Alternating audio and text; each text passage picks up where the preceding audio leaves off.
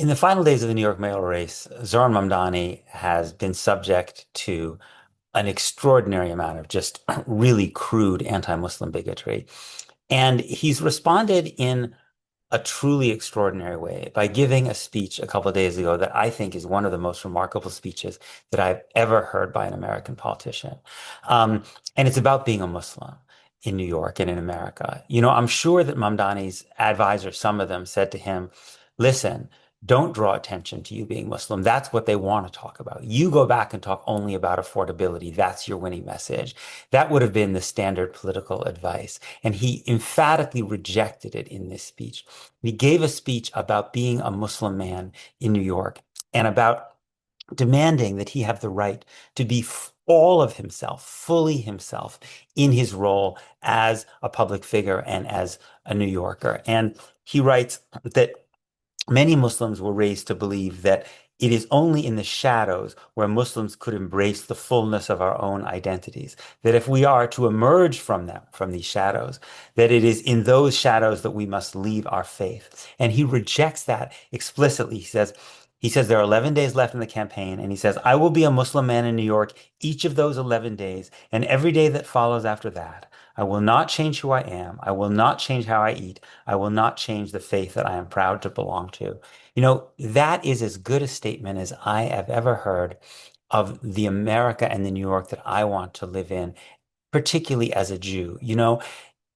I remember my father, who was an immigrant from South Africa, my father of blessed memory. And I remember him telling me once that when he first came to Boston and he met a Jewish policeman in Boston, he was shocked that there were Jewish policemen because he had grown up in a place where Jews didn't bring themselves into certain kind of professions, where they knew their space, that they were not represented in the full panoply of kinds of jobs, especially jobs where you worked for the government under an Afrikaner-dominated apartheid system. I remember the 2 years that I spent in England. I didn't experience anti-Semitism in England particularly, but what I did notice again and again and again is the way in which British Jews left their Jewishness in the private space.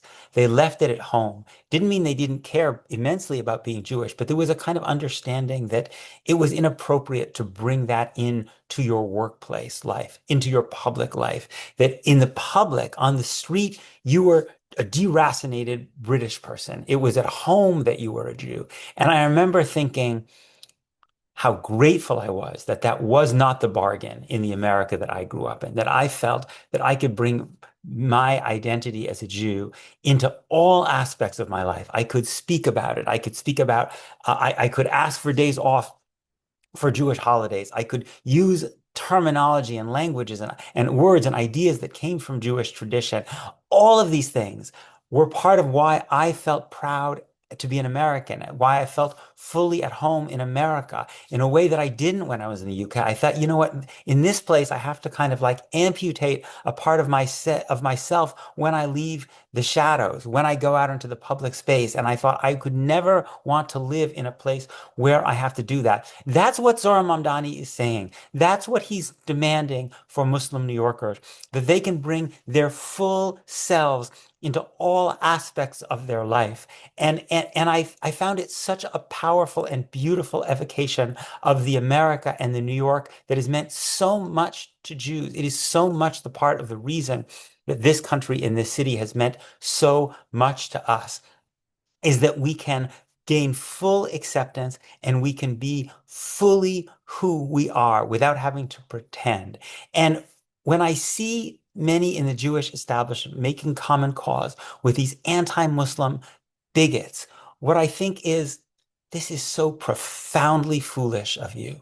Not just immoral, but profoundly foolish of you, because you are making common cause with people who see America as a tribal, white, Christian nation in which everybody else is a guest and everybody else has to be on their best behavior, which means taking care not to offend the dominant tribe politically or culturally. And if you don't think that that's also going to apply to Jews, you're fucking kidding yourself, right? Either you fight for an America in which people of all backgrounds can bring all of themselves into the public square without apology, which enriches this country and the city immeasurably, or you ask everybody who's not of the dominant group to subordinate a part of themselves. That's what Zoran Mamdani was rejecting. I am so excited when I think about the pride that Muslims in New York will feel when Zoran Mamdani is elected, as I think he will be, and the fact that young Muslims growing in the city will know that they can bring the fullness of themselves into all of their lives. It will make our city so much better. And I really, really hope that Jewish New Yorkers will recognize that experience and realize that this is also what we have wanted, and that for Muslims to move towards achieving this is also a validation of what we find most precious in America and in New York.